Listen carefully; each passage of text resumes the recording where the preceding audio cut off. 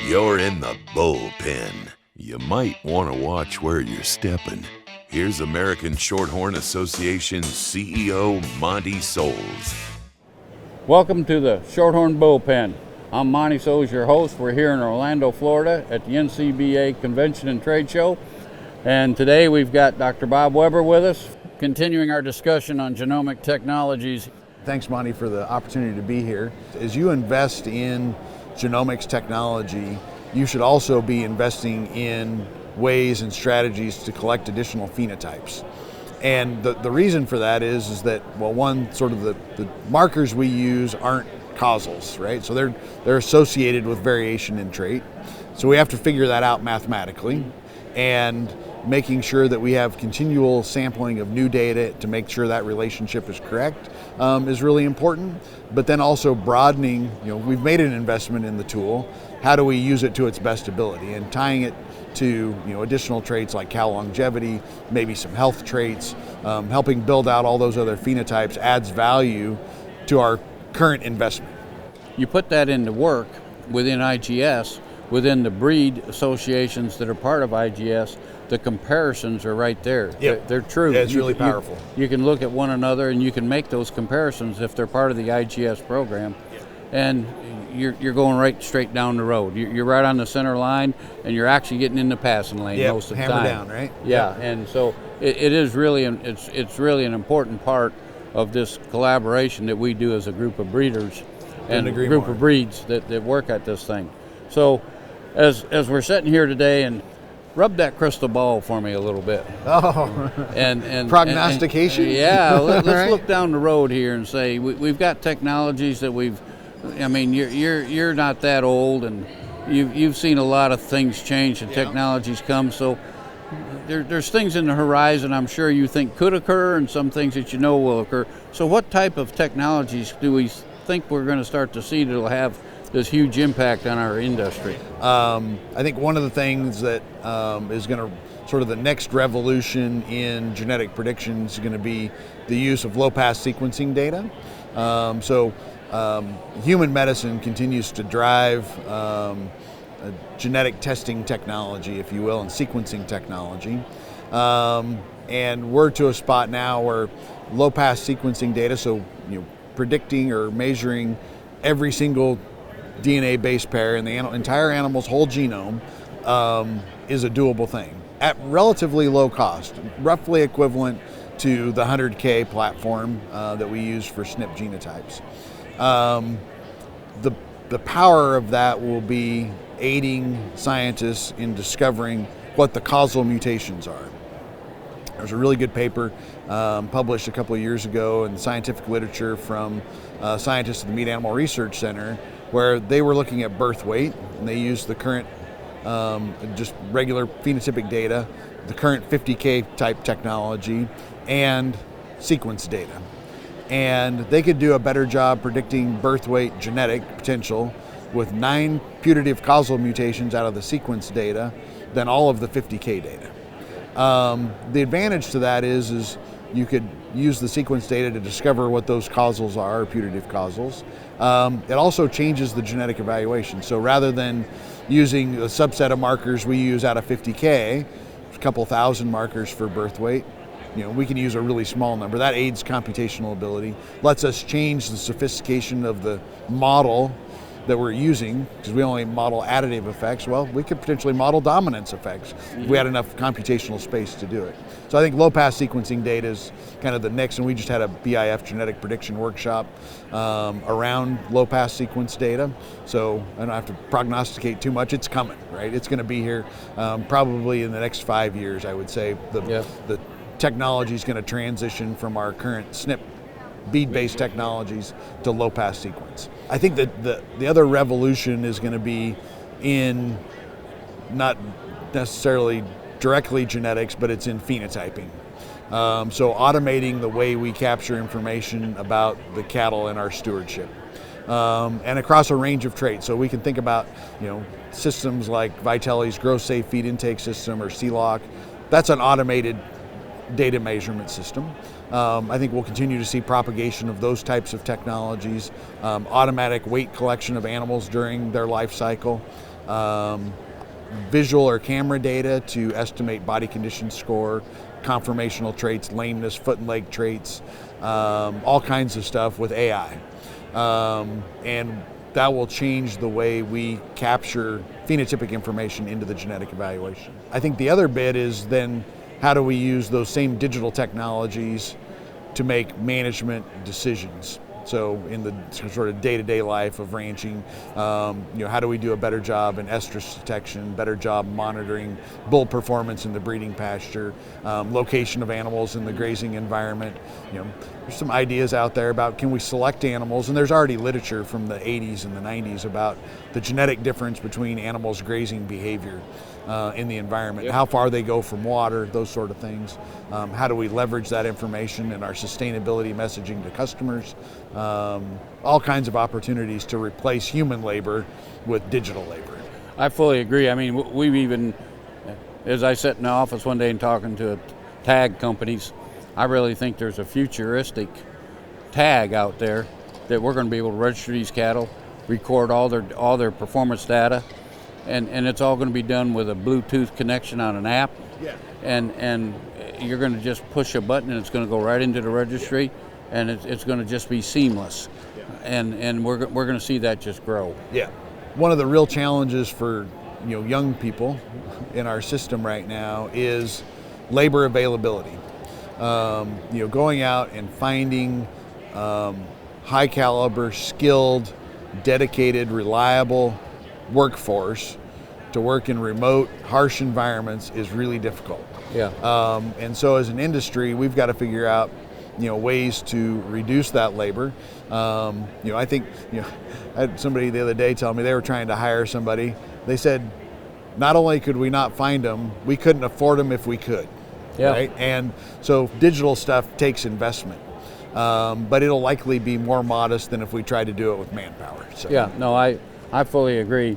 You've been a big part of the Beef Improvement Federation, which it's been around a long time, but it's one of the really great institutions that we have for educational process for the American cowboy. Right. As far as I'm concerned, and elaborate a little bit on what BIF does. I know you're on that board. You've been executive of it, I think. Yep. And we got Matt at our organization's been on the board, and a number of other really good association people, cattlemen. It's a neat combination that really adds a lot to the validity of what you do. Yep. So Beef Improvement Federation, you're right, it's been around for a long time. It's formed in 1968 by a group of progressive, performance-minded seedstock producers. And shortly after the formation of the organization, and it's a federation, so it's an organization of organizations. So Shorthorn, Simmental, Angus, Hereford, all the breed associations are members. But they started a research and educational symposium. It's an annual event. And it was designed to really bring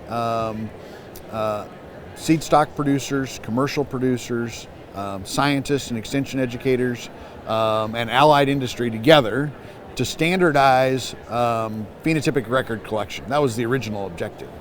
And so one of our keystone products from BIF is the BIF guidelines. We are now in a completely digital wiki format for that document. You can go to just Google Beef Improvement Guidelines, and it's the first source that comes up. And it gives guidance to not only breeders but breed associations on scientifically documented and proven data collection strategies and processing methods. So kind of a little bit of a good housekeeping seal of approval sort of on process. So we have a committee that's a standing committee that works on BIF guidelines on a routine basis. And information that usually is sort of synthesized, if you will, in our annual meeting eventually kind of trickles and makes its way into sort of the code or the guidelines document. The annual meeting typically is in kind of May, June, July, depending on location. 400 to 800 industry leaders come to that meeting, and it is really kind of, I call it the who's who of the U.S. beef genetics industry. I don't want to say just seed stock because there's some advanced progressive commercial producers that come, but we get all the main beef genetic scientists, the folks from Meat Animal Research Center, lots of folks from allied industry groups, breed association, technical staff, all come together in around typically pretty well thought out and themed discussion topics to really help push the needle and drive adoption of technology and genetic improvement methods in our business. Oftentimes in our board, we do an evaluation of every meeting. One of the things that always comes out in those evaluations is make sure you leave plenty of time for the hall talk. Yep. Because we've found that, in fact, we've had pressure to really grow the size of the meeting, and we've been a little resistant to do that because if you do, you lose the hall talk, right? And the hall talk is the spot where lots of new ideas come out. There's lots of interaction. We've had lots of conversations in the hall, you and I, talking about how do we do that? How do we I call it the synthesizing of the stuff, right? How do we take this idea and get it actually applied in industry? And that's the secret sauce, I think, at the BIF meeting, is that set of interactions and really cultivating an environment where you got the right people in the room with the right stimulus to have those conversations. Yeah, and that stimulus that you get from a program that's presented, we all end up out in the hall. Yep. Networking. Yep, networking. Getting into the weeds on it, basically. Yeah, and you guys have been great. Bring parts of all of your board of directors and the thought leaders in your organization.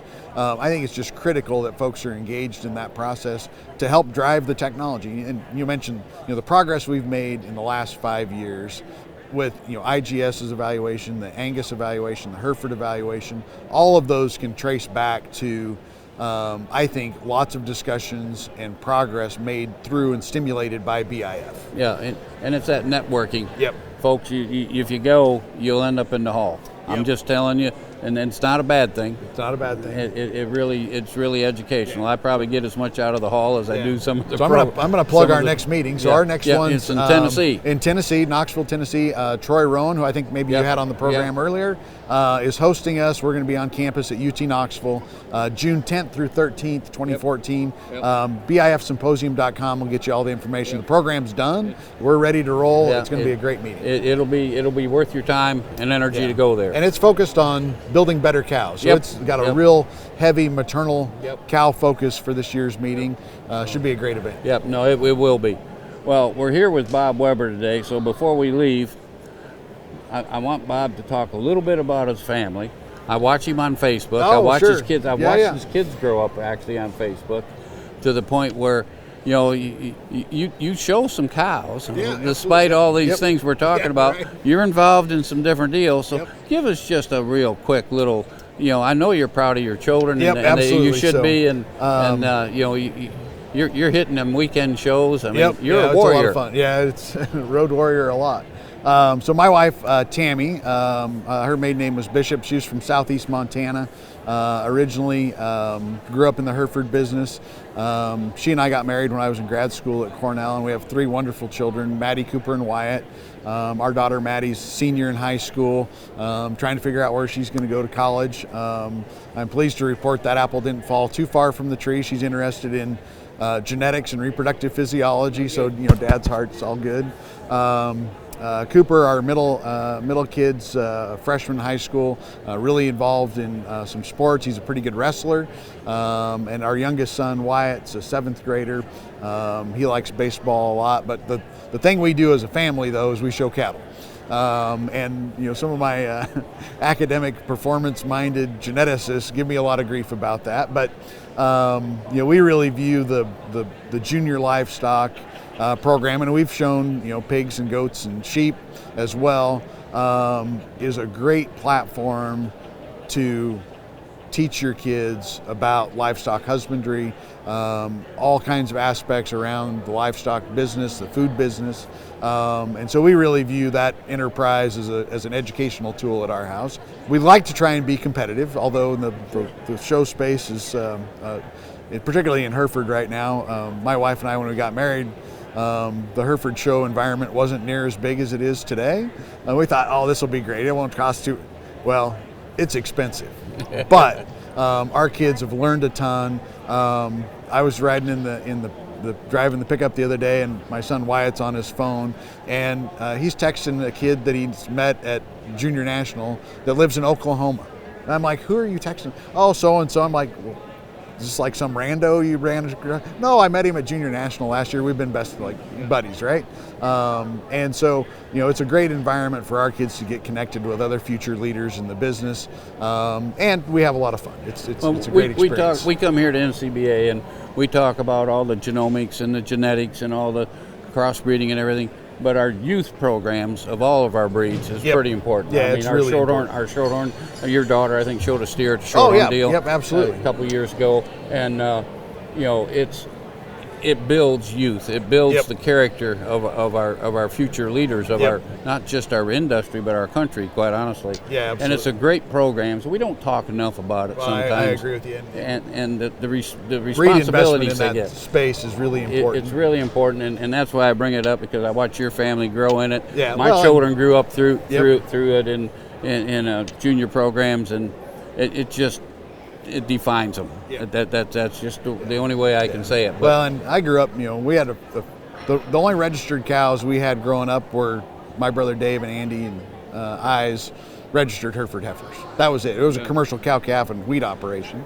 But I had the opportunity, and it was a blessing to serve on the Junior Hereford Board of Directors. So Michael Kelsey, president of Oklahoma Cattlemen, he was on the same board I was. He was a couple of years ahead of me. A whole set of lifelong friends that are also leaders in our business through that experience. My wife was on the junior board as well. It is, for any of the parents out there, I know it's expensive, but it is one of the most worthwhile activities that we're involved in. Yeah, see, and I can vouch for it. My son was on a junior board of directors. I think he was on it with maybe your wife or else her sister. I forget which one. We're getting Christie's or Tammy's board, we're getting old, man.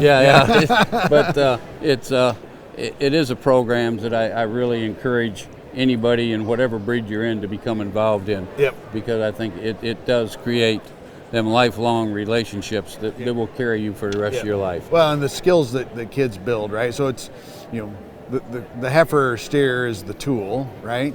But I know when Maddie went to Shorthorn Junior National with her cousins in Kansas City, we had a blast because we got to meet a whole group of new people, hang out with family. But Maddie was in the prepared speaking contest and the judging contest and showmanship, and now she's got a whole new set of friends outside of Hereford, right? The Shorthorn kids. She went to the IGS youth event in Phoenix last year, had a blast, learned a ton, and that builds both a network for them that they're going to use the rest of their life, just like you and I did, and a whole set of life skills that, frankly, you can't learn very many other places. Well, and you just mentioned it and brought it up, so I'll hit on it before we part here.